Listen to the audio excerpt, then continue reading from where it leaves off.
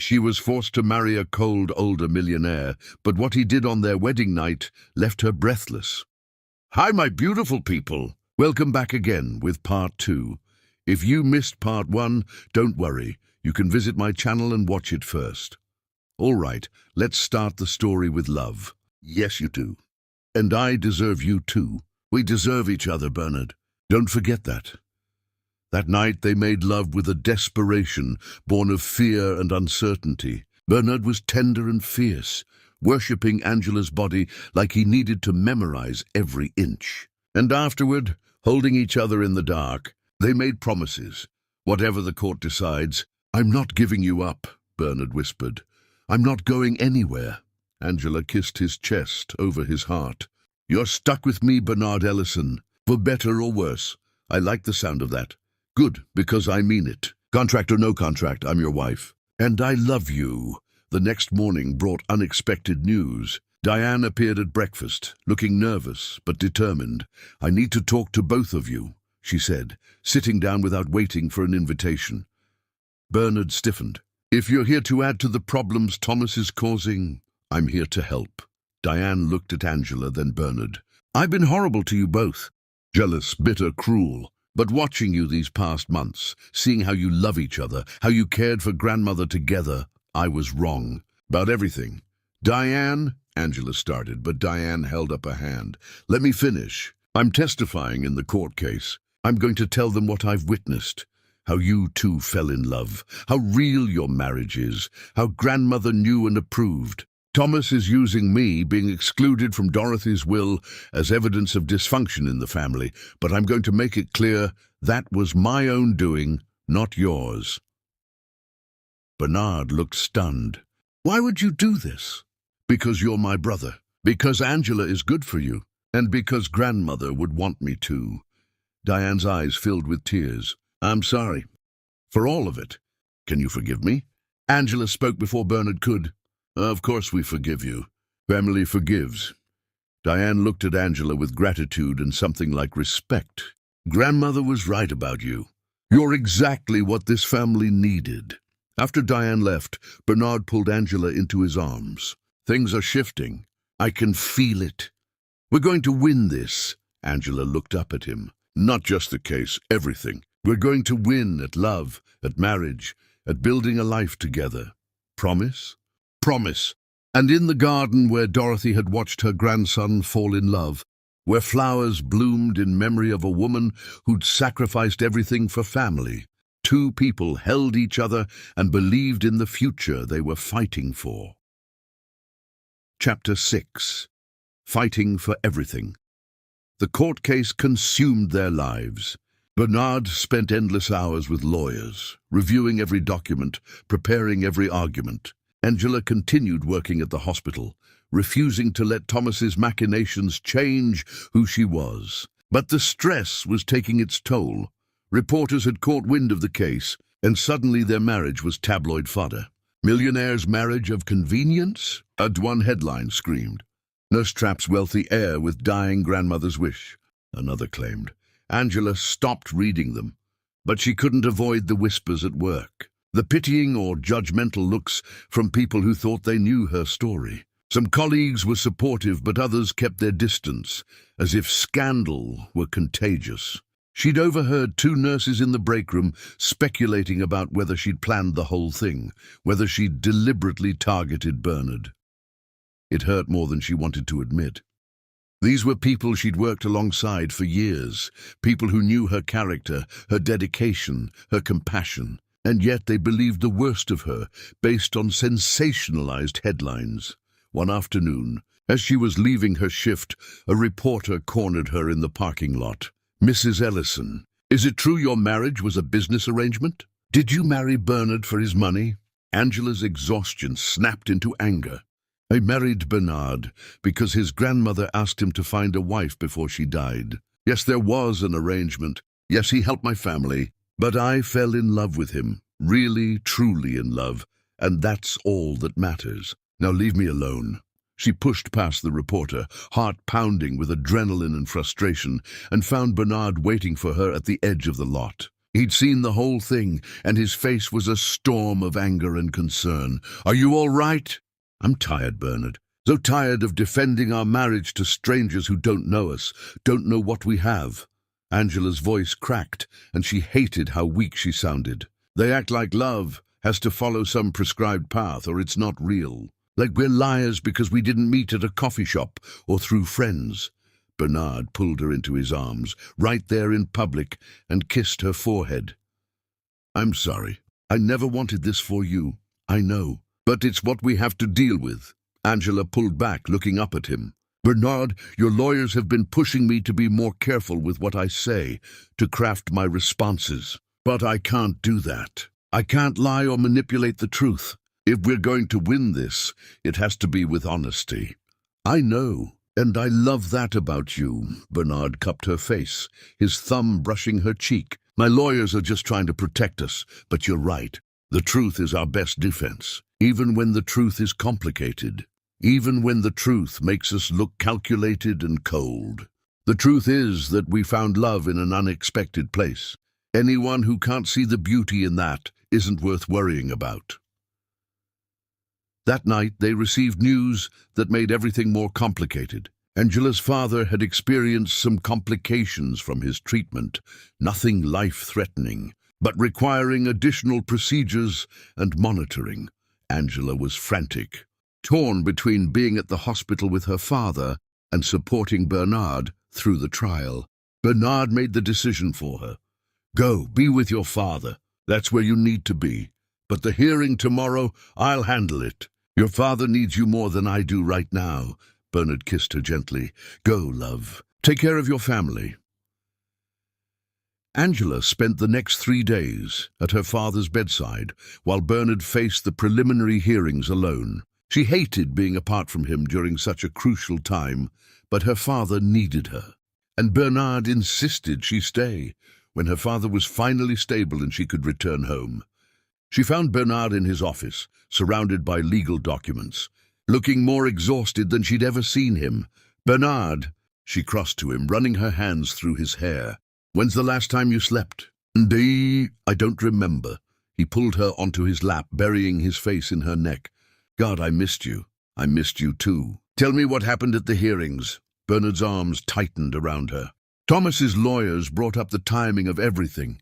Your father's illness, our wedding, the treatment payments. They made it sound calculated, cold, like I was buying a wife to secure an inheritance. But that's not what happened, isn't it?" And Bernard's voice was bleak. "Angela, I did offer to pay for your father's treatment in exchange for marriage. That's exactly what I did. And then we fell in love." Angela pulled back to look at him. "Bernard, the beginning of our story doesn't define the whole story. Yes, we started with a transaction, but we built something real. Don't let Thomas make you forget that." "I'm not forgetting, but I'm afraid the court won't see it the way we do." Angela kissed him softly. "Then we make them see it. We show them what we have. Bernard, I'm not ashamed of how we started. I'm proud of what we've become." The next few weeks were brutal. Diane testified, emotional and honest, about witnessing Bernard and Angela fall in love. She described late nights seeing them talk for hours, the way Bernard started smiling again, how Angela brought warmth to a house that had been cold for too long. Angela's brother testified about how Bernard had supported his education, how he'd watched his sister transform from exhausted and burdened to happy and loved. He spoke about Bernard attending family dinners, being present in ways that went far beyond any contract. But Thomas's lawyers were relentless. They brought up every financial transaction, every legal document, painting a picture of cold calculation. They questioned whether love could develop so quickly, whether Angela had simply adapted to her new wealthy lifestyle. The day Angela took the stand was the hardest. Thomas's lead attorney, a sharp woman named Ms. Harrison, went for the jugular. "Ms. Morris, excuse me, Mrs. Ellison, you claim you fell in love with your husband after marrying him for money. Isn't that convenient?" Angela kept her voice steady. "I didn't marry Bernard for money. I married him to save my father's life." "There's a difference." "Is there? Your father needed expensive treatment. Bernard needed a wife. You both got what you wanted. Yes, and then something unexpected happened. We fell in love. How convenient that this love developed right when you needed it to remain in a wealthy lifestyle. Angela's temper flared. I lived in a tiny apartment before Bernard. I worked 12-hour shifts. I was happy in my life, even with its struggles. Bernard didn't save me from poverty. He gave me a chance to save my father. What we built after that had nothing to do with money. Then why stay? If it's not about the money, why remain married to a man you barely knew? Because I love him. Angela looked directly at Bernard, seeing his eyes wet with tears. Because he's kind and generous and broken in ways that match my broken places. Because we understand each other. Because when I come home exhausted, he makes sure I eat. Because when he's drowning in work stress, I make him laugh. Because we've built a partnership based on honesty and respect and genuine affection. How touching. Miss Harrison's voice dripped sarcasm. But Mrs. Ellison, isn't it true that your marriage contract includes a substantial financial settlement if you complete the 2-year term? Yes. So regardless of love, you have a financial incentive to claim this marriage is real. Angela felt the trap closing, but refused to back down. I have a financial settlement written into a contract we both signed honestly, but I would tear up that contract tomorrow if it meant keeping Bernard. The money means nothing compared to what we have. Easy to say when you're already living in luxury. I lived without luxury for years. I can do it again. Angela's voice was firm.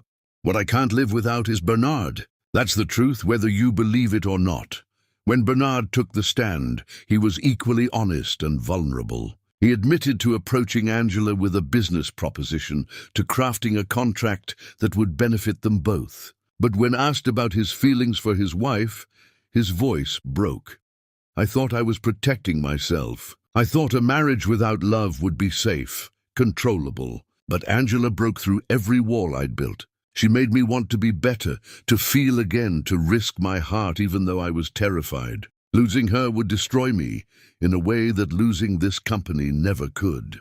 Yet you're fighting to keep the company, Ms. Harrison pointed out, because my grandmother built it. Because it funds medical research and scholarships and programs that help people like Angela save lives every day. I'm fighting for her legacy, not for money.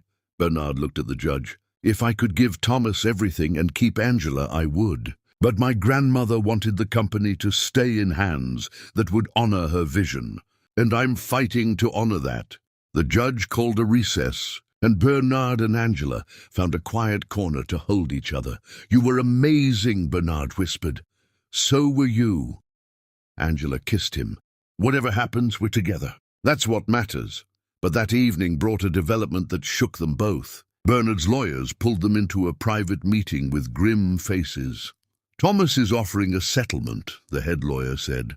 He'll drop the case if Bernard agrees to give him 40% of the company and the estate. Bernard's face went white. 40%? That would give him controlling interest if he partnered with any other shareholder. We know, but it would end this now. You'd keep Angela, keep most of the company, and avoid a trial that could expose more details of your arrangement.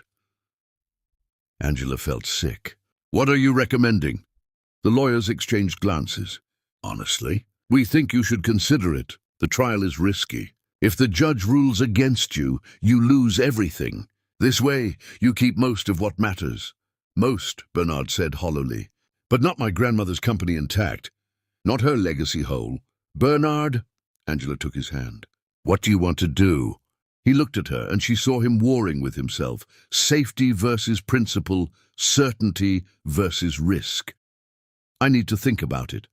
That night they barely slept. Bernard paced their bedroom, while Angela sat on the bed, watching him struggle with the decision. If I settle, Thomas wins. He gets part of my grandmother's company without deserving it. But you keep me. You keep most of the company. You keep our life. Bernard stopped pacing, looking at her with anguished eyes. What if I'm being selfish by fighting this? What if I lose everything because I'm too proud to compromise? Angela stood, crossing to him. This isn't about pride. This is about honoring your grandmother's wishes. She left the company to you because she trusted you to protect it. What would she want you to do? I don't know. Bernard's voice broke. She's not here to ask. Yes, she is. Angela pressed her hand over his heart. She's here. What's she telling you? Bernard closed his eyes, and Angela watched emotions play across his face. Grief, fear, determination. When he opened his eyes again, they held resolve. She'd tell me to fight. Do not let Thomas bully his way into something he abandoned years ago. To protect the people who depend on the foundation, on the scholarships, on all the programs the company funds. Then that's your answer. But if I lose, then we rebuild. Together. Angela cupped his face. Bernard, I meant what I said on the stand. I don't need this house or the money or any of it. I need you. Everything else is just details. You'd really be okay with losing all of this. I'd be heartbroken for you, for your grandmother's legacy. But as long as I have you, I have everything that matters. Bernard kissed her desperately, and Angela poured everything she felt into the kiss. Love, support, faith, commitment. I love you so much, Bernard whispered against her lips. I love you too. So fight for what matters. I'll be right beside you. The next day, Bernard told his lawyers they were rejecting the settlement. Thomas's response was swift and vicious. He leaked details of the contract to the press, painting Bernard and Angela as cold conspirators who'd manipulated a dying woman. The public backlash was immediate and brutal. Angela faced harassment at work, reporters camping outside the hospital. Bernard's company's stock took a hit as shareholders worried about the scandal. But through it all, they stood together. Bernard started coming to pick Angela up from every shift, shielding her from reporters. Angela attended every court appearance, sitting in the front row so Bernard could see her support. One evening, after a particularly brutal day in court, they returned home to find something waiting for them, a video. Bernard's lawyers had found security footage from the hospital chapel, from the night Bernard had first approached Angela with his proposal. They'd also found footage from the weeks and months after, showing Bernard waiting for Angela after shifts, bringing her coffee, holding her when she was exhausted. We can use this, the lawyer said. Show the court how your relationship evolved. It's proof that whatever the arrangement started as, it became something real. Angela watched the footage with tears streaming down her face. There she was, exhausted and desperate, meeting Bernard in that chapel. And there they were in the weeks after, their body language shifting from formal to comfortable to intimate. It's like watching us fall in love, she whispered. Bernard pulled her close. Because that's exactly what was happening, even when we didn't realize it yet. The video became a key piece of evidence. In court, as it played for the judge, Angela watched Thomas's face fall. This wasn't what he'd expected. Cold transaction, maybe, but not genuine affection developing over time. Diane testified again, this time with the video as context. I watched my brother come back to life. That's what Angela did for him. And if their marriage started as an arrangement, so what? My grandmother understood that sometimes love needs a push to get started. Angela's father, recovered enough to testify, spoke emotionally about Bernard's care for their family. He didn't just pay for treatment and disappear. He visited, he asked questions, he cared. That's not the action of a man in a business deal. That's the action of a man becoming family. The final day of testimony came, and both Bernard and Angela were called back to the stand for closing questions. The judge looked at them both and asked simply, "Do you love each other?" "Yes," they answered in unison. "And would you have married each other if not for the arrangement?" Bernard spoke first. "Honestly, probably not. I was too closed off, too scared of being hurt again. The arrangement gave me a safe way to let someone into my life. But what Angela and I built went beyond that safety. We chose each other every day, even after the contract's purpose was fulfilled." Angela nodded. "I might not have met Bernard at all without the arrangement. We lived in different worlds. But once we did meet, once we started really seeing each other, that's when love happened. Not because of money or contracts, but because we fit. The judge nodded thoughtfully. I'll have my decision within the week. The waiting was agony. Bernard couldn't work, couldn't focus on anything. Angela took time off from the hospital to be with him. They spent hours talking about what they'd do if they lost, where they'd live, how they'd rebuild. We could move somewhere small, Angela suggested. I could work at any hospital. You could consult, build something new. Would you be happy, leaving everything behind? Bernard, I left my old life behind when I married you. I can do it again if I need to, as long as we're together. They sat in the courtroom, hands clasped, as the judge entered. Angela's heart was pounding so hard she thought everyone could hear it. This was it, the moment that would determine not just their financial future, but the validation of their love story. I've reviewed all the evidence, all the testimony, and I've reached a decision. The judge looked at Bernard and Angela. This case has been unusual, to say the least. There's no question that this marriage began as an arrangement designed to fulfill the terms of Mrs. Dorothy Ellison's will. Angela's heart sank. The way the judge phrased it made their love sound calculated, cold. However, the judge continued, and Angela felt Bernard's grip tighten. Intent matters less than result. What I've seen is two people who entered into an unusual agreement and built something genuine. Love doesn't always develop conventionally, and questioning its validity based on how it started sets a dangerous precedent. Hope flickered in Angela's chest. She glanced at Bernard and saw tears gathering in his eyes. Furthermore, Mrs. Dorothy Ellison knew about the arrangement. She approved it. She watched it become real. Her wishes were clear. She wanted her grandson married and settled. He is both. Therefore, I'm ruling in favor of Bernard Ellison. The will stands as written. Bernard's grip on Angela's hand tightened painfully, but she didn't care. They'd won, not just the case, but the acknowledgement that their love was real, was valid, was worth protecting. Thomas stood, red-faced and angry, but the judge silenced him with a look. Mr. Thomas Ellison, your attempt to profit from your nephew's unusual circumstances reflects poorly on you. This court finds no merit in your case. You're dismissed. As Thomas stormed out, Bernard pulled Angela into his arms, kissing her in front of everyone. When they pulled apart, both crying, he whispered, "We did it. We won." "No," Angela corrected, smiling through tears. "We won the moment we fell in love. This was just everyone else catching up." Bernard laughed, a sound of pure joy and relief, and kissed her again. Around them, people applauded. Diane, Angela's father and brother, friends who'd stood by them through this ordeal. But Bernard and Angela only had eyes for each other. "I love you," Bernard said against her lips. "So much, forever." "Forever," Angela agreed, and meant it with every fiber of her being. That night, back at the estate, they celebrated with Diane, Angela's father and brother and close friends. But eventually Bernard pulled Angela away to the garden, to Dorothy's bench. "I need to ask you something." He knelt down, and Angela's breath caught. "Bernard, we're already married."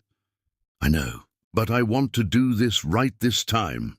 He pulled out a ring, not the one from their contract wedding, but a new one, clearly chosen with care. "Angela Morris Ellison, will you marry me again? Not because of a contract or a dying grandmother's wish, but because I love you with everything I am and want to spend my life proving that to you every single day."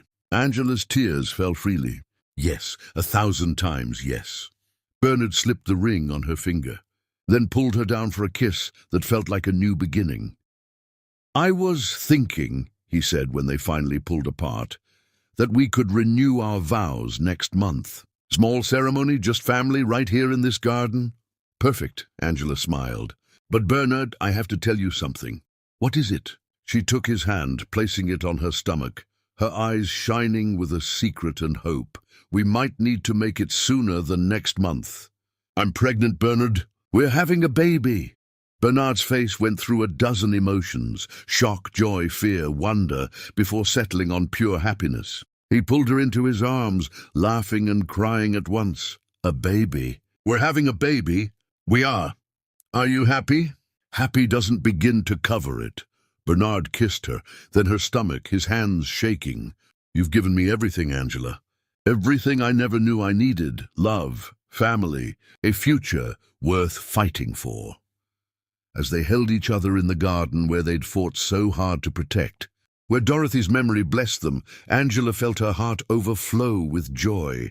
They'd started as strangers, bound by necessity, but they'd become something infinitely more precious, a family built on honesty, strengthened by struggle, and made permanent by the kind of love that only grew deeper with every challenge they faced together. Chapter 7. 2 Hearts, 3 Souls. Angela stood in front of the bathroom mirror, her hand resting on her still flat stomach, trying to process the reality. Pregnant with twins. The ultrasound had confirmed it that morning, and the doctor's words kept echoing in her mind. 2 healthy heartbeats. "Mrs. Ellison, congratulations." She'd expected 1 baby, hoped for 1 baby, prepared herself mentally and emotionally for 1 baby. But 2 tiny lives growing inside her, 2 hearts beating in sync with her own, 2 souls depending on her body to keep them safe and nourished. The magnitude of it was overwhelming. She heard Bernard's footsteps in the bedroom and took a deep breath. They'd been overjoyed about the pregnancy, but twins was unexpected, overwhelming, terrifying, and wonderful all at once. "Angela." Bernard knocked gently on the bathroom door. "Everything okay?" She opened the door, her eyes bright with tears she couldn't quite identify as happy or scared. "Bernard, I need to tell you something."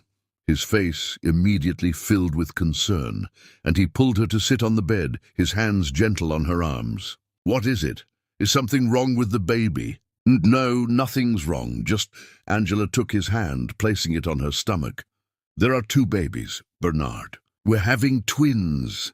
Bernard's mouth opened and closed several times, his eyes going wide with shock. "Twins, as in 2 babies. 2 humans we're responsible for." Despite her nerves, Angela laughed at his expression. "Yes, 2 babies. The doctor confirmed it this morning. 2 heartbeats, both strong and healthy."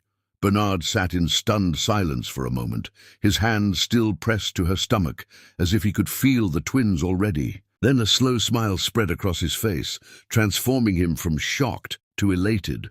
"Twins! We're having twins!" He started laughing, the sound full of joy and disbelief. "God, Angela, you don't do anything halfway, do you?" "Apparently not." She pulled back to look at him, searching his face. "Are you okay with this? I know it's more than we planned, more than we even discussed. Okay with it?" "Angela, I'm terrified and thrilled, and so in love with you I can barely breathe." Bernard kissed her deeply, his hands cupping her face. "We're going to have 2 babies. Our family is growing twice as fast as we expected. We need a bigger nursery. We need everything doubled."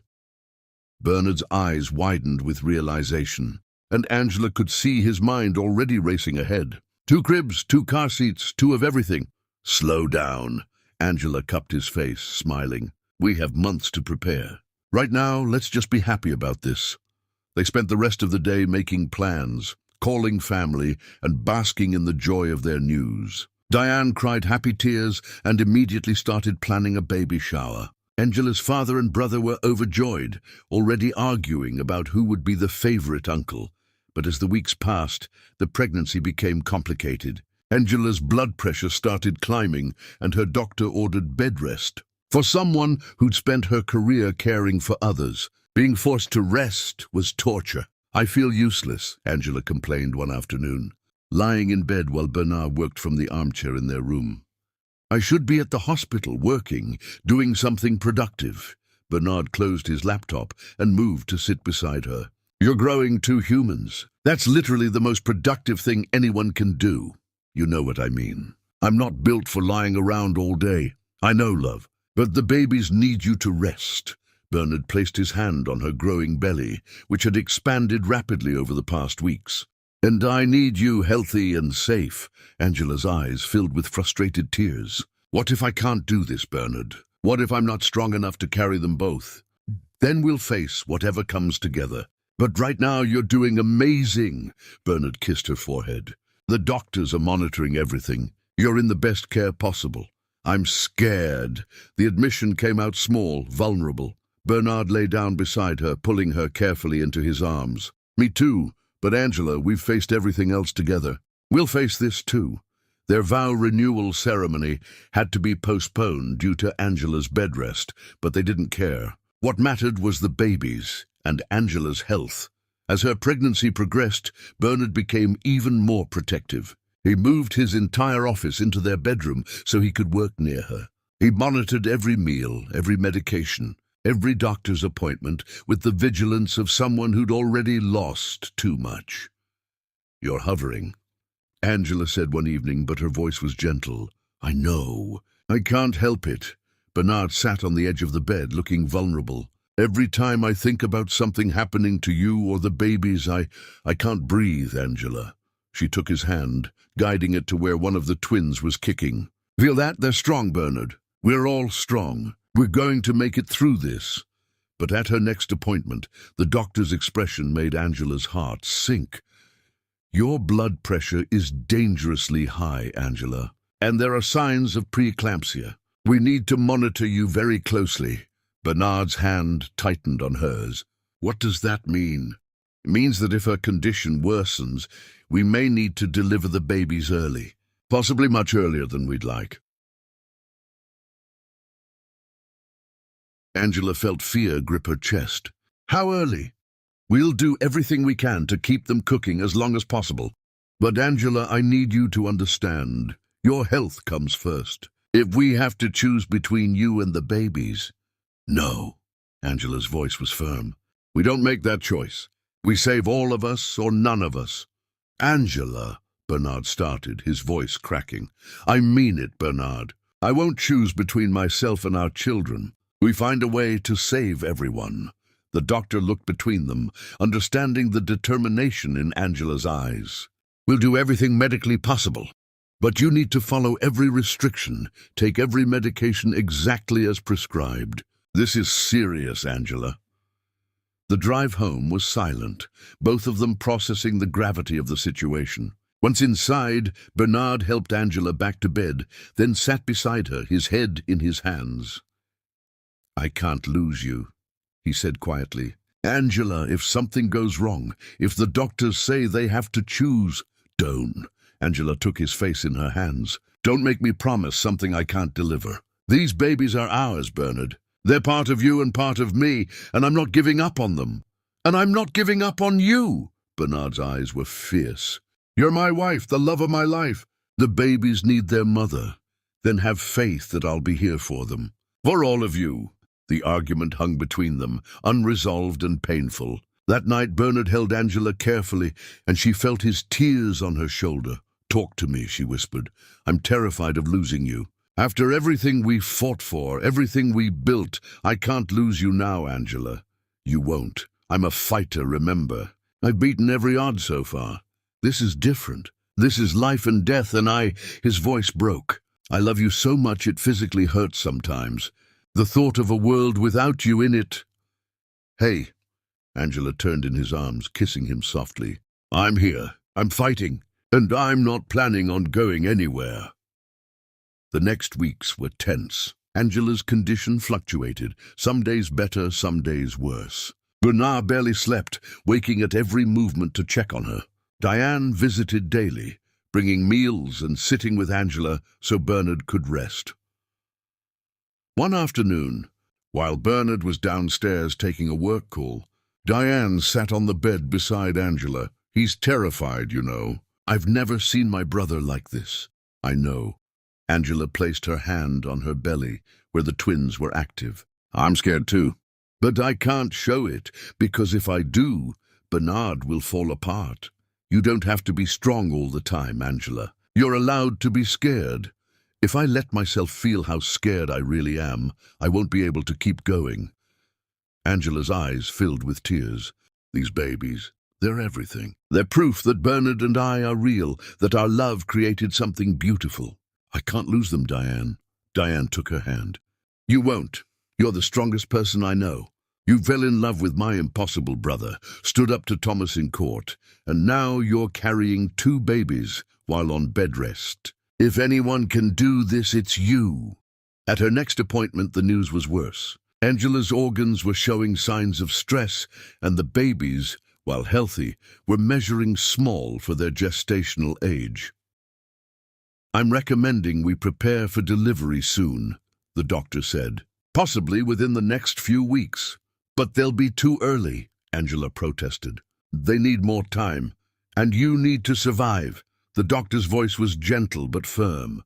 "Angela, if we wait too long, you could have a stroke or organ failure. We're walking a tightrope here." Bernard looked like he might be sick. "How early are we talking?" "Ideally, we get you to 32 weeks. But if your condition worsens before then, we'll have no choice but to deliver immediately." Angela was currently at 29 weeks. 3 more weeks felt like a lifetime. That night, lying in bed, Angela and Bernard had the hardest conversation of their marriage. "If something goes wrong during delivery," Bernard started, his voice barely above a whisper, "if the doctors have to choose, they won't have to choose because we're all making it through." "Angela, please, I need to know your wishes." "My wish is for you to have faith in me." Angela turned to look at him, her eyes fierce despite her exhaustion. "Bernard, I know you're scared. So am I. But I need you to believe that I'm going to survive this, that our babies are going to be okay. Can you do that for me?" Bernard's face crumpled. "I'm trying. But Angela, I've lost so many people I love. My parents, my grandmother. I can't lose you too." "You won't. Look at me." She waited until his eyes met hers. "I love you, Bernard Ellison. I love our babies. And I'm going to fight with everything I have to make sure we're all here to be a family together. Promise me." "I promise to fight. That's all I can promise." It wasn't enough for Bernard, but it was all Angela could give. The next week, at a routine checkup, everything changed. Angela's blood pressure spiked dangerously, and the doctor made an immediate decision. "We're admitting you to the hospital. The babies need to be delivered within the next few days." Angela felt panic grip her chest. "But it's too early." "It's early, but survivable with our NICU. Angela, waiting any longer puts all 3 of you at risk." Bernard held her hand as they admitted her, as nurses hooked her up to monitors, as doctors discussed delivery plans. His face was a mask of control, but Angela could see the terror in his eyes. That night, in the hospital room, Bernard sat beside her bed, holding her hand like a lifeline. "I know you're scared," Angela said quietly. "But Bernard, I need you to be strong for me now." "Can you do that?" "I don't know how to be strong when I'm this terrified. You do it by being here, by believing in us, by holding my hand and reminding me what we're fighting for." Bernard kissed her hand, his tears falling on her skin. "You're fighting for our family, for our boys." "Boys?" Angela smiled through her own tears. "You think they're both boys?" "I know they are. 2 little versions of you, stubborn, brave, beautiful. They'll be like you too. Smart, kind, protective." They talked through the night about their sons, about the life they'd build together, about the future they were fighting to reach. And when dawn came, Angela was ready. "Let's meet our boys," she said, squeezing Bernard's hand. The doctor came in with the surgical team, explaining the emergency cesarean procedure. Angela would be awake, Bernard could be in the room, and the NICU team was standing by. "Are you ready?" the doctor asked. Angela looked at Bernard, at the man she'd married for convenience and stayed with for love, and nodded. "We're ready."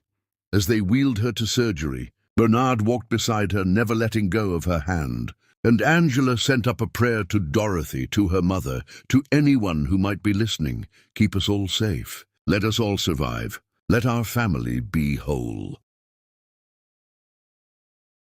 Chapter 8. The Greatest Fear. The operating room was cold and bright, filled with the controlled chaos of medical professionals preparing for emergency surgery. Angela lay on the table, her body trembling despite the warm blankets they'd placed over her. Bernard sat beside her head, still in his street clothes, covered by a surgical gown, his hand gripping hers like it was the only thing keeping him grounded. "I'm scared," Angela whispered, her voice breaking the professional calm around them. Bernard leaned close, his forehead touching hers. I know, love, but you're the strongest person I've ever known. You're going to get through this. What if I don't? What if something goes wrong? Angela's voice cracked with fear she'd been holding back for weeks. Then I'll be right here, every second. You're not alone in this, Angela. You've never been alone since the day you became mine. Bernard's voice was fierce, despite the tears in his eyes. But you're going to make it through. You have to. Our boys need their mother and I need my wife. Promise me something. Angela gripped his hand tighter as the surgical team continued their preparations around them. Anything. If it comes down to choosing between me and the babies. Don't, Bernard's voice broke. Please don't ask me to think about that. I have to. Bernard, if something happens to me, I need to know you'll be okay. That you'll love our sons enough for both of us. That you'll tell them about me. That you won't shut down and become that cold man I first met. Angela, promise me, please. I need to hear you say it. Tears streamed down her face, and Bernard wiped them away with shaking hands. I promise, he whispered, his voice raw. But only because you're making me. Because in my heart, I know we're all making it through this together. You, me, and our boys. We're all going to be okay. The anesthesiologist began administering the spinal block, and Angela felt Bernard's hand shake in hers. Talk to me, she said, needing to focus on something other than the procedure. Tell me about our sons. What are we going to name them? Bernard's voice was rough with emotion, but he played along. I was thinking, Harrison, after your father, Harold, and Gabriel, because my grandmother always said angels watch over us, and you've been mine. Tears slipped down Angela's face. Harrison and Gabriel Ellison. It's perfect. You're perfect. Bernard kissed her forehead as the surgical drape went up, blocking their view of the procedure. And in a few minutes, we're going to meet our boys. The surgery began, and Angela could feel pressure but no pain, the spinal block doing its job. Bernard kept talking to her, his voice steady even though she could see the fear in his eyes. Remember our first night together, he said, when I stayed in that uncomfortable chair because you asked me to? I remember. Angela's voice was weak. You looked so out of place, this powerful man folding himself into a chair that was too small. I would have slept on the floor if you'd asked. Even then, you had this pull on me. I didn't understand it at the time, but looking back, I think I started falling for you that very first night. I was terrified of you, Angela admitted. You were so cold, so distant. I thought you'd be impossible to live with. And instead you became my home. Angela squeezed his hand as she felt more pressure. Bernard, if something happens to me, please don't. I have to say this. If something happens, promise me you'll tell our sons about me. About how we met, how we fell in love, all of it. Don't hide the messy parts. Let them know their mother loved their father enough to fight for him. Bernard's tears fell on her face. Nothing is going to happen. You're going to tell them yourself. Promise me anyway. I promise. But you're going to be here, Angela. You're going to watch them grow up, help me raise them, love them. I believe that. The doctor's voice cut through their conversation. First baby is crowning. Here we go. Angela held her breath, gripping Bernard's hand so hard she thought she might break his fingers. Then she heard it, a tiny, angry cry that made her heart explode with love and terror. It's a boy, the doctor announced. Good lungs on this one. Bernard let out a sob of relief. That's Harrison. Our Harrison. They whisked the baby away to the waiting NICU team, and Angela craned her neck, desperate for a glimpse of her son. Is he okay? She asked frantically. Is he breathing? Is he? He's small but strong, a NICU nurse called out. Good color, good respiratory effort. We're just going to examine him. Second baby coming, the doctor said. Almost there, Angela. You're doing great. 2 minutes later, another cry filled the room, this one slightly weaker but no less determined. Another boy. Twins, boys. Congratulations. Gabriel, Angela whispered, her voice breaking. That's our Gabriel. Bernard was crying openly now, his tears mixing with hers as they held each other. You did it, Angela. You did it. Our sons are here. But the celebration was short-lived. One of the NICU doctors approached with a serious expression. "Mr. and Mrs. Ellison, the twins are stable, but they're very premature. We need to get them to the NICU immediately for monitoring and support. You'll be able to see them once Mrs. Ellison is in recovery." "Are they going to be okay?" Bernard's voice cracked with fear and hope, battling for dominance. "They're fighters like their mother. But the next few hours are critical. We'll keep you updated on everything." The doctor's expression was kind but honest. Premature twins face challenges, respiratory issues, temperature regulation, feeding difficulties. But your boys came out crying, which is excellent. "They're small but mighty. Can I see them before they go?" Angela asked, her voice weak but desperate. Just for a moment. They wheeled the isolettes past Angela, giving her a brief glimpse of two tiny babies covered in tubes and wires, so small they looked impossibly fragile. Harrison's little fist was clenched tight, already fighting. Gabriel's eyes were closed, his chest rising and falling rapidly with effort. Her heart broke and soared simultaneously. "They're beautiful," she whispered, tears streaming down her face. "Just like you," Bernard said, kissing her temple, his own tears falling freely. "They're perfect. Our perfect boys. Take care of them," Angela called out to the NICU team as they wheeled the babies away. "Please take care of my babies." "We will, Mrs. Ellison, we promise." The rest of the surgery passed in a blur. The doctor worked to close the incision, and Angela felt her body growing heavier, exhaustion pulling at her like a physical weight. She'd given everything to bring these babies into the world, and now there was nothing left. "Stay with me," Bernard said urgently, his voice cutting through the fog. "Angela, keep your eyes open. I'm just tired." Her voice was barely audible now. "I know, love, but stay awake for me. Just a little longer. The boys need you. I need you." But Angela's eyes kept drifting closed. The beeping of monitors changed pitch, and she heard urgent voices around her, felt a flurry of activity that seemed very far away, blood pressure dropping. "She's losing too much blood.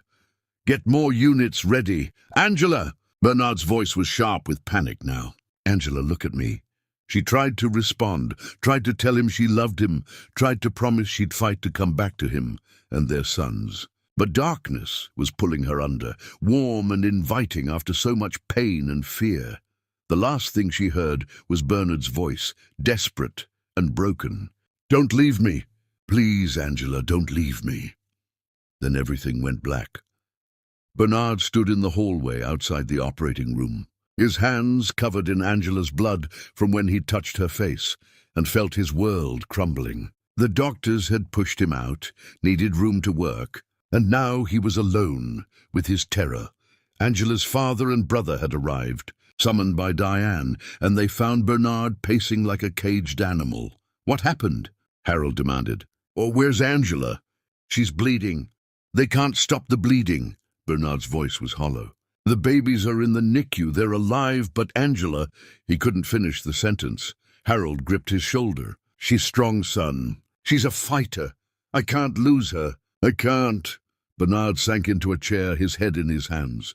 "We just had our boys. We're supposed to raise them together," she promised me. "And she'll keep that promise." Diane sat beside him, taking his hand. "Angela won't give up. She loves you and those babies too much to give up." Minutes turned into an hour, then 2. Every time the operating room doors opened, Bernard jumped up, desperate for news. But it was always someone else, not Angela's surgical team. Finally, a doctor emerged, his scrubs splattered with blood. Bernard's heart stopped. "Mr. Ellison?" Bernard stood on shaking legs. "Is she? Your wife lost a significant amount of blood. We had to perform an emergency hysterectomy to stop the bleeding." The doctor's face was grave. "She's critical but stable. We're moving her to ICU for close monitoring." "But she's alive." Bernard could barely get the words out. "She's alive. But Mr. Ellison, the next 24 hours are crucial. She's very weak and there's a risk of complications. You need to prepare yourself." "Can I see her?" "Once she's settled in ICU, but she's unconscious and will be for some time. Her body needs to rest and heal." Bernard nodded, unable to speak past the lump in his throat. The doctor squeezed his shoulder and left, leaving Bernard standing in the hallway with his world hanging in the balance. "She made it through surgery," Diane said, coming to stand beside him. "That's something, Bernard. That's hope. She's not out of danger." "No, but she's alive, and that means she's still fighting." Harold approached, his eyes red. "What about my grandsons? Can we see them?" The NICU nurse, who'd been waiting nearby, stepped forward. "I can take you to see the twins now. They're small but doing remarkably well, all things considered." Bernard looked torn between staying near Angela and seeing his sons. "Go," Harold said gently. "See your boys. I'll stay here and wait for Angela to come out of surgery. If anything changes, I'll come get you immediately." The NICU was overwhelming, rows of isolates, beeping monitors, tiny babies fighting for life. The nurse led Bernard to a corner where two isolates sat side by side, each containing a baby so small Bernard was afraid to breathe near them. "This is Harrison," the nurse said, indicating the isolette on the left. "He's 3 pounds 2 ounces. And this is Gabriel, 3 pounds even. For premature twins, they're doing exceptionally well. Strong heartbeats, breathing with minimal support." Bernard stared at his sons, these tiny miracles he and Angela had created. They had her nose, he thought, and maybe his eyes. It was hard to tell when they were so small, so fragile. "Can I touch them?" His voice was barely a whisper. "Of course. Wash your hands first, then you can reach through the portholes." Bernard did as instructed, then carefully, so carefully, reached into Harrison's isolette. The baby's hand was smaller than Bernard's thumb, but when he touched it, tiny fingers wrapped around his, and Bernard felt his heart break open. "Hey, little man," he whispered, tears streaming down his face. "I'm your daddy. Your mom and I have been waiting to meet you." He spent time with each twin, talking to them softly, touching their impossibly tiny hands and feet, marveling at their perfection despite their size. "Your mama is a fighter," he told them. "The strongest person I know, and she's fighting right now to come back to us. So you boys need to be strong too, okay?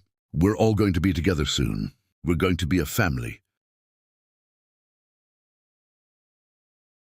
A NICU doctor approached, introducing himself and explaining the twins' condition in detail. They were on oxygen support, feeding tubes, heart monitors. They'd need to stay in the NICU for weeks, possibly months, until they were strong enough to go home.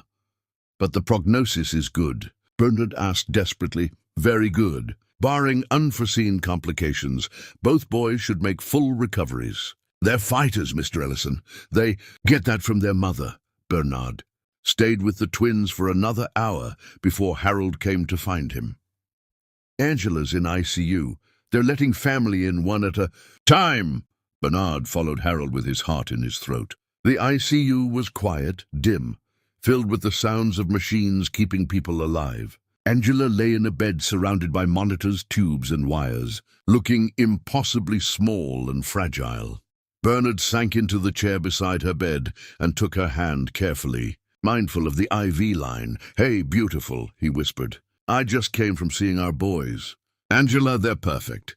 Tiny, but perfect. Harrison has your nose, I think. And Gabriel has this little birthmark on his shoulder that looks like a heart." She didn't respond, didn't move. The ventilator breathed for her, the monitors tracking every beat of her heart.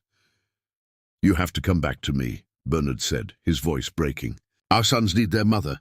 I need my wife. Please, Angela, please fight. I know you're tired, I know you've been through hell, but please don't leave me." He stayed by her side through the night, talking to her, telling her about the twins, about how much he loved her, begging her to wake up. Nurses came and went, checking monitors, adjusting medications. The ICU doctor stopped by around midnight with Angela's latest labs. "Her numbers are improving slightly," he said. "That's a good sign, but she's still critical, Mr. Ellison. The next few hours will tell us a lot." Bernard nodded, unwilling to leave Angela's side even for a moment. Diane brought him coffee and food he couldn't eat. Harold sat with him for a while, both men united in their fear for the woman they loved. As dawn broke, Bernard was still there, still holding Angela's hand, still talking to her. "Remember our wedding night?" he said, his voice hoarse from talking all night.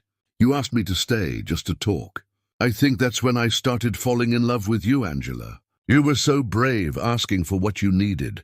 Be brave now. Fight your way back to me." The monitors beeped steadily, and Bernard watched the sun rise through the ICU window, praying for a miracle. Around mid-morning, he felt it, the slightest pressure on his hand. His head snapped up, and he saw Angela's fingers move, just barely. "Angela!" He leaned closer. "Can you hear me? Squeeze my hand if you can hear me." Another small squeeze, deliberate this time. Bernard's heart soared. "That's it, love. Come back to me. Our boys are waiting to meet you." Over the next hours, Angela slowly emerged from unconsciousness. They removed the ventilator, and though her voice was barely a whisper, she managed one word. "Babies." "Safe," Bernard said, tears of relief streaming down his face. "They're safe and beautiful and waiting for their mama to get strong enough to hold them." Angela's eyes filled with tears. "Boys? 2 perfect boys. Harrison and Gabriel, just like we talked about."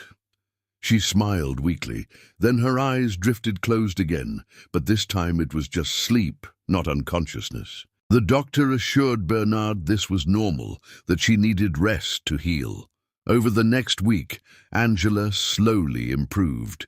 They moved her from ICU to a regular room, and finally, she was strong enough to be wheeled to the NICU to meet her sons. Bernard watched as they lifted Harrison and placed him carefully in Angela's arms.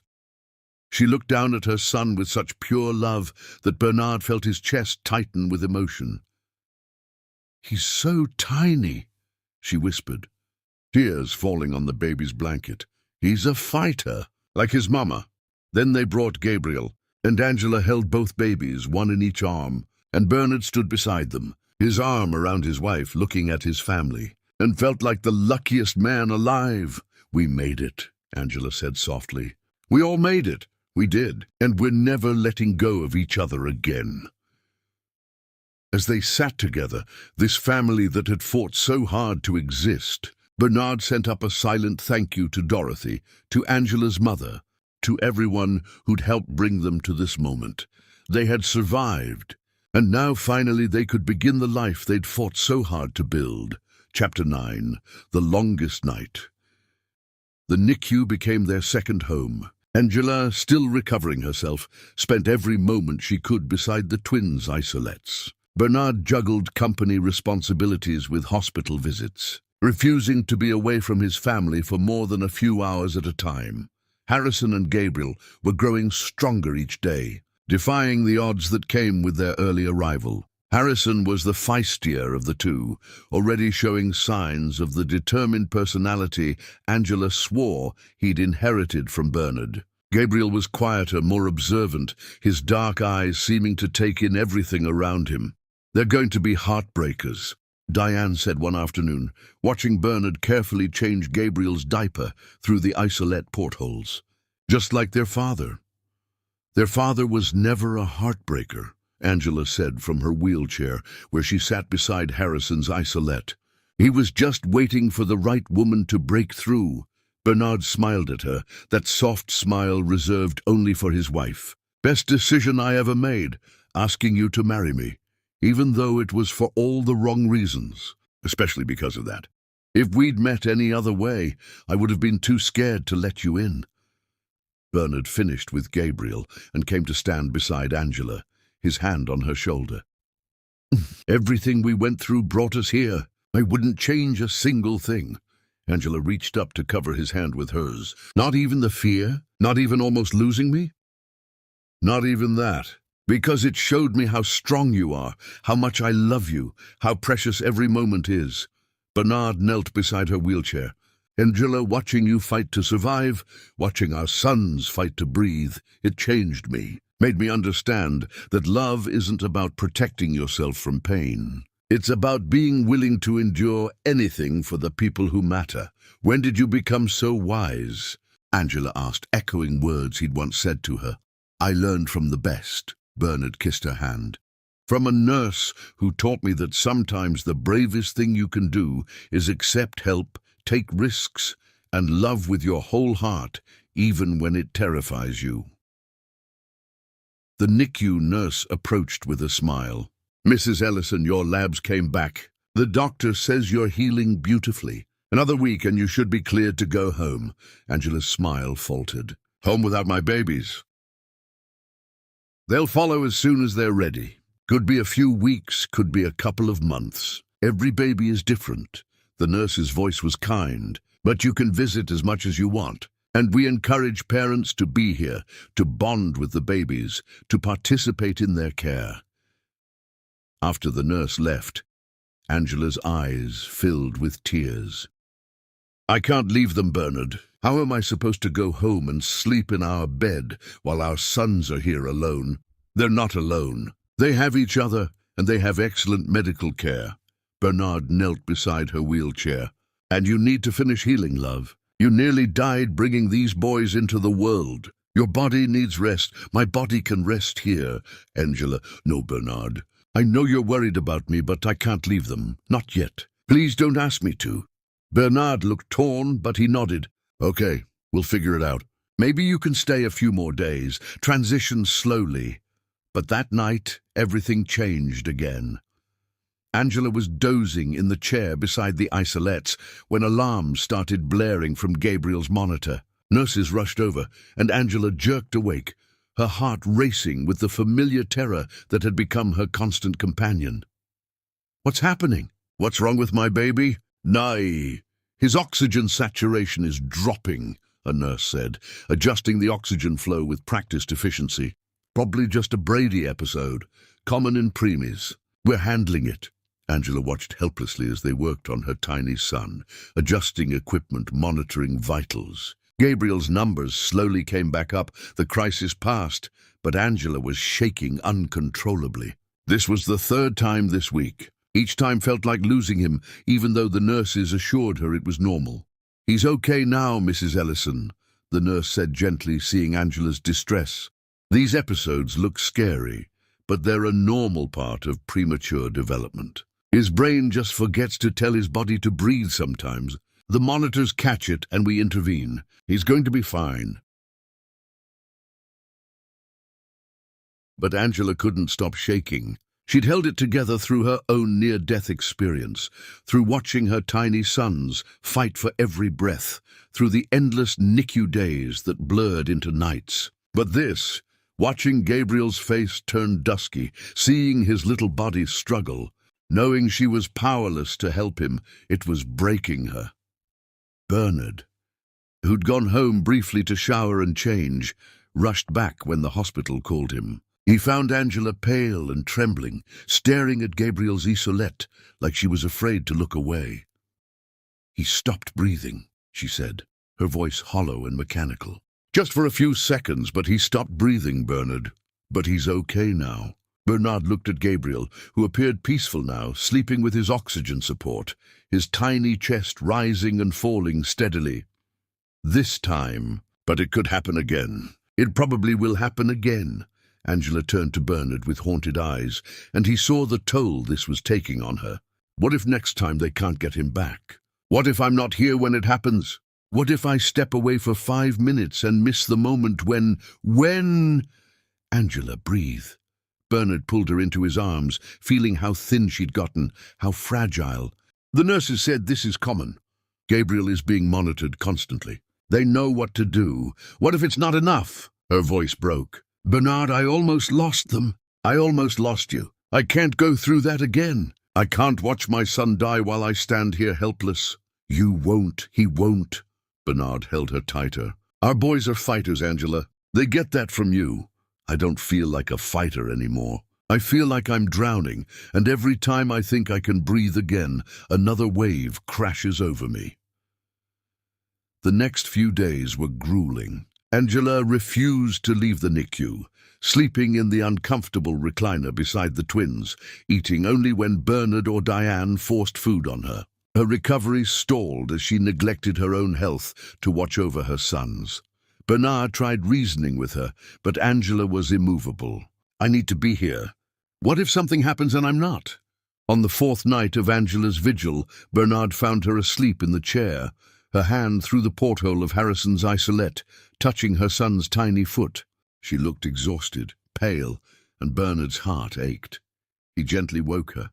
"Angela, love, you need to come home, even just for one night. You need a real bed, a shower, actual sleep. I can't." "Yes, you can. The twins are stable. The nurses have our number. If anything changes, they'll call immediately." Bernard pulled her to her feet, supporting her weight as she swayed with exhaustion. "Please, Angela, you're running yourself into the ground, and if you collapse, you won't be any good to the boys."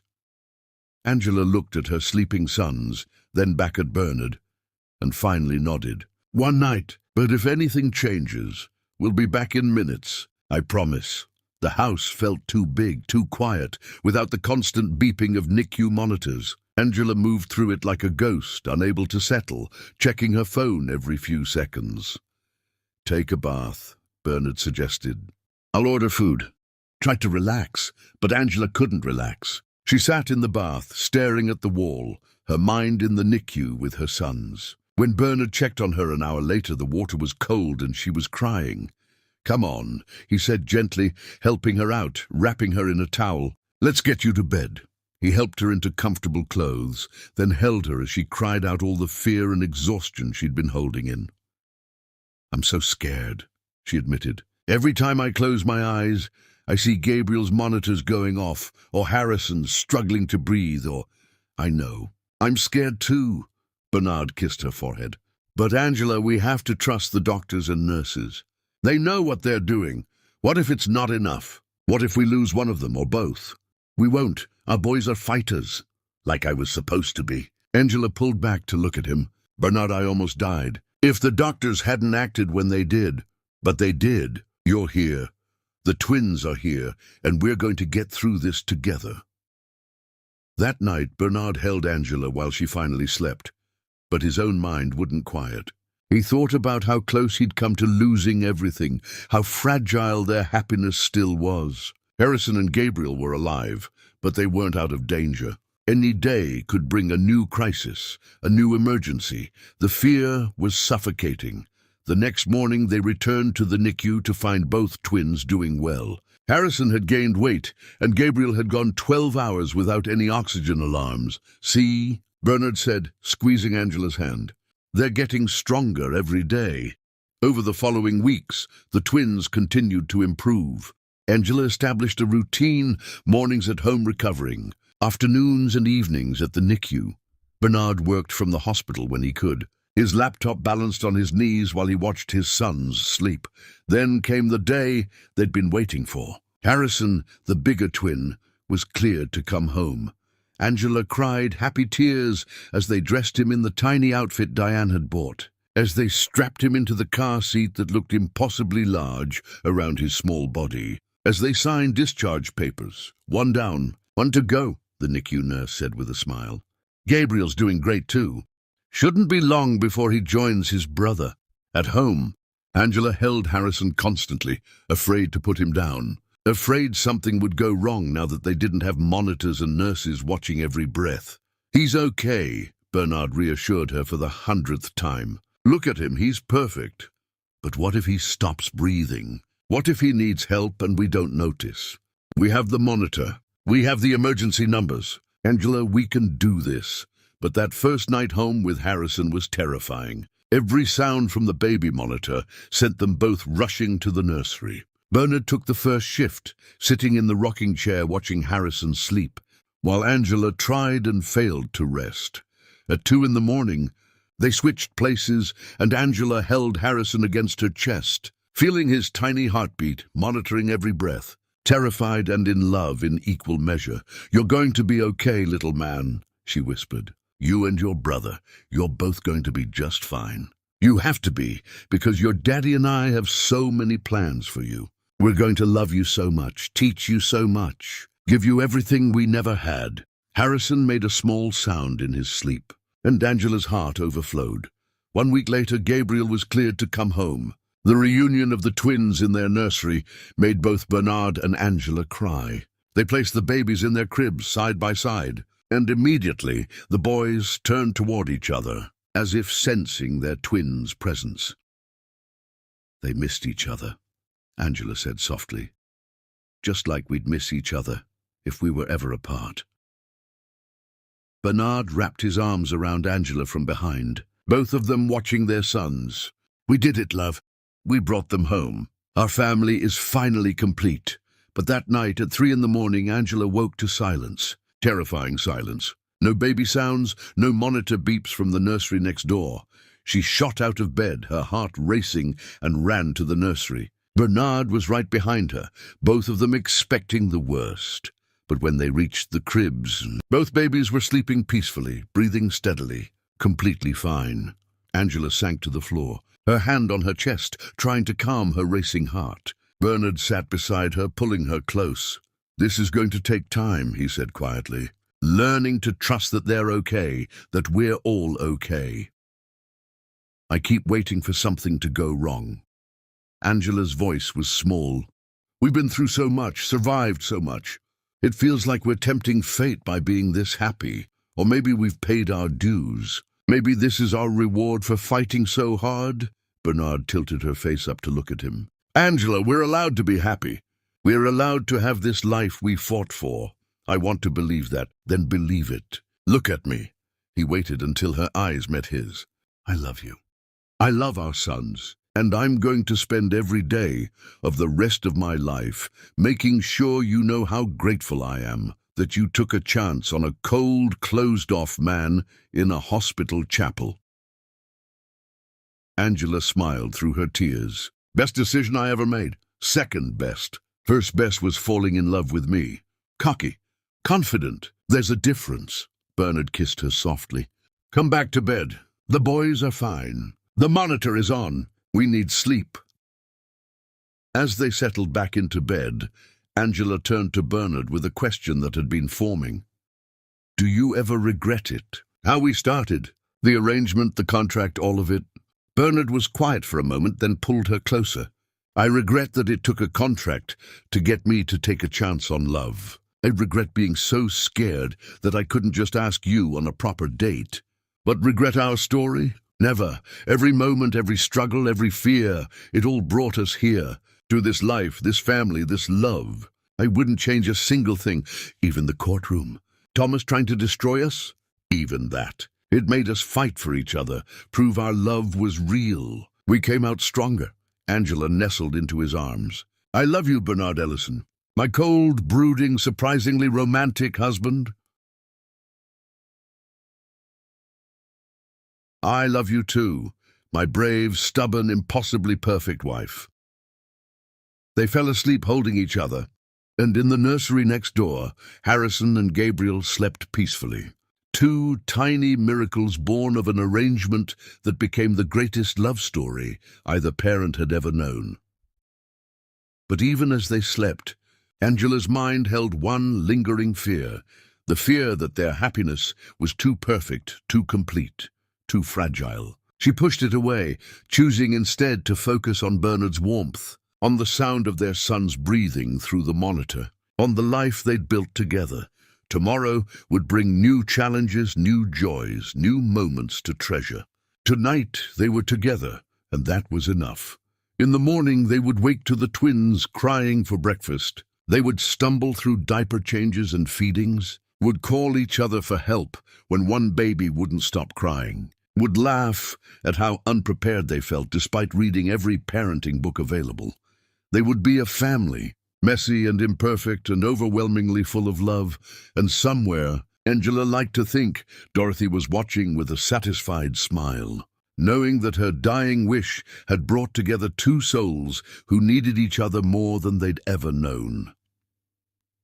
The arrangement that had started in desperation had become a love story for the ages, and their sons, Harrison and Gabriel, were the beautiful proof that sometimes the most unexpected beginnings led to the most extraordinary endings.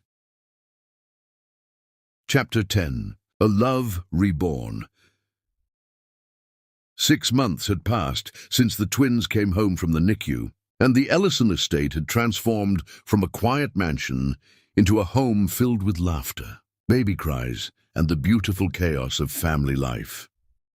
Angela stood in the nursery doorway, watching Bernard change Gabriel's diaper while Harrison lay in his crib, babbling happily at the mobile above him. Bernard was singing softly, some made-up song about brave little boys, and Angela felt her heart overflow with love.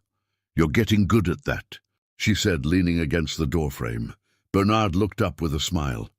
"I've had a lot of practice, though I still think Gabriel times these diaper explosions specifically for when I'm wearing my good shirts. He's strategic, like his father." Angela crossed to Harrison's crib, lifting her son into her arms. He was getting so big, both boys were. They'd caught up to their adjusted age milestones, thriving in ways the doctors said was remarkable for twins who'd come so early. "Da-da-da," Harrison babbled, reaching for Bernard. "Did you hear that?" Bernard's eyes went wide. "He said da-da." "He's been saying that for a week," Angela laughed. "But yes, I think he knows who you are now." Bernard finished with Gabriel and scooped him up, holding both boys now, one in each arm. "My boys, my perfect boys." Angela watched them. This man who'd once been so cold and closed off, now completely transformed by fatherhood. Bernard was patient, gentle, devoted in ways that still surprised her sometimes. He'd scaled back his work hours, refusing to miss a single milestone, a single moment of their sons' lives. "I was thinking," Bernard said, settling into the rocking chair with both babies, "that we should finally have that vow renewal, the one we planned before everything happened." Angela's heart skipped. They talked about it occasionally, but life with newborn twins had been all-consuming. "You still want to do that?" More than ever. "Angela, I want to stand in front of our family and friends and tell the world how much I love you, how you've given me everything I never knew I needed. We're already married, Bernard, I know. But that first wedding was about obligation and contracts. This one would be about choice and love." Bernard looked at her with such tenderness it made her breath catch. "Will you marry me again, Angela? Choose me again? Let me promise you forever in front of everyone who matters." Tears filled Angela's eyes. "Yes, 1,000 times yes." 1 month later, on a perfect spring afternoon, the garden where Dorothy used to sit was filled with white chairs and flowers. It wasn't the huge, formal affair Bernard could have afforded, just close family and friends, exactly as they'd wanted. Angela stood in the bedroom she shared with Bernard, looking at herself in the mirror. The dress was simple, elegant, cream-colored silk that flowed around her still-healing body. Diane had helped with her hair and makeup, and her father would walk her down the aisle again. "You look beautiful, sweetheart," Harold said, appearing in the doorway. "Your mother would be so proud. I wish she could be here." Angela touched the pendant around her neck, her mother's, passed down through generations. "She is. I feel her every time I look at those grandsons of mine." Harold offered his arm. "Ready to marry that man of yours again?" "More ready than I've ever been." The ceremony was small but perfect. Bernard stood at the end of the garden aisle, holding Harrison while Diane held Gabriel, both boys dressed in tiny suits. When Bernard saw Angela walking toward him, his eyes filled with tears. Angela reached him, kissing her father's cheek before turning to Bernard. Up close, she could see he was barely holding it together. "You're beautiful," he whispered. "You're not so bad yourself," she whispered back. The officiant, the same one who'd married them the first time, smiled. "We're gathered here today to witness Bernard and Angela renew their vows and reaffirm their commitment to each other. When they first married, it was under unusual circumstances. But love has a way of blooming in unexpected places, and what started as an arrangement became something extraordinary." Bernard and Angela had written their own vows this time. Bernard went first, his voice thick with emotion. "Angela, when I asked you to marry me in that hospital chapel, I thought I was making a business arrangement. I thought I could protect my heart by keeping you at arm's length. But you broke through every wall I'd built, made me feel things I thought I'd never feel again. You gave me a family, a home, a reason to believe in love. You nearly gave your life bringing our sons into this world, and watching you fight for them showed me what true strength looks like. I promise to spend every day of the rest of my life loving you, supporting you, and making sure you know how grateful I am that you took a chance on a cold man with a contract." Angela was crying now, and Bernard gently wiped her tears before she could speak her own vows. "Bernard, you saved my father's life by offering me that arrangement, but you saved my life by teaching me what real love looks like. You've shown me that strength isn't about never being vulnerable. It's about being brave enough to let someone in. You've given me a family, a home, and a love I never thought I'd find. I promise to spend every day loving you, challenging you, and reminding you that you're so much more than the cold businessman you pretend to be. You're my husband, my partner, my best friend, and the father of my children. I choose you, Bernard, today, tomorrow, and always." There wasn't a dry eye in the garden as they exchanged new rings, simple gold bands engraved with their wedding date and their sons' names. "By the power vested in me," the officiant said with a smile, "I now pronounce you husband and wife. Again, you may kiss your bride. Again." Bernard pulled Angela into his arms and kissed her deeply, a kiss that held everything they'd been through, everything they'd overcome, and all the promise of their future together. The celebration afterward was joyful, filled with laughter and toasts. Diane gave a speech about how Angela had transformed her brother from a workaholic into a man who knew how to love. Angela's brother talked about how Bernard had become the brother he'd never had, how he'd saved their family in every way that mattered. As the sun set, Bernard and Angela found a quiet moment alone, standing at Dorothy's memorial bench while their sons slept peacefully in their stroller nearby. "She would have loved this," Angela said softly. "All of it, the renewal, the twins, seeing you so happy." "She knew," Bernard said. "Before she died, she told me she could see we'd fallen in love, that we'd given her the greatest gift, knowing I'd be happy after she was gone." "We gave each other the greatest gift," Angela leaned into Bernard. "A real chance at love, a family, a life worth living." Bernard turned to her, taking both her hands. "I want you to know something. If I could go back and change our beginning, make it a normal courtship instead of a contract, I wouldn't, because our story is perfect exactly as it is. Every struggle, every fear, every moment of uncertainty brought us here. And here is exactly where I want to be." "Me too." Angela kissed him softly. "Though I wouldn't mind if the next few years were a little less dramatic," Bernard laughed. "Agreed. Let's aim for boring domestic bliss for a while."